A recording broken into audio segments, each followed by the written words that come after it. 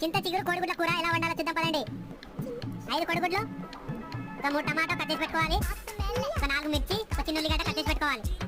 Gas మీద అయితే కడాయి అయితే పెట్టుకోవాలి. కూరకు సరిపడే నూనె అయితే పోసుకున్నాం. మిర్చి అయితే వేసుకున్నాం, ఉప్పు అయితే వేసుకున్నాం, ఒకసారి బాగా కలుపుకున్నాం. పసుపు అయితే వేసుకున్నాం, కొద్దిగా అల్లం అయితే వేసుకున్నాం, ఒకసారి కలుపుకున్నాం. కొట్టయితే కొట్టేసుకున్నాం. నేనైతే 5 కోడిగుడ్లు అయితే కొట్టి వేసుకుంటున్నాను.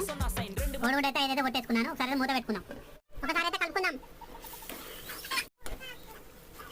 కోడిగుడ్లు అయితే మంచిగా వేగినాయి. ఇప్పుడైతే టమాటా అయితే వేసుకున్నాం, ఒక చెంచా కారపొడి అయితే వేసుకున్నాం, ఒకసారి అయితే కలుపుకున్నాం. టమాటా అయితే మెత్తగా అయితే ఉడికింది. ఇప్పుడైతే కొద్దిగా వాటర్ అయితే పోసుకున్నాం. కడిగి పక్కన పెట్టుకున్న చింత చిగురు అయితే అందులో అయితే వేసుకున్నాం. ఒకసారి అయితే మూత అయితే పెట్టుకున్నాం.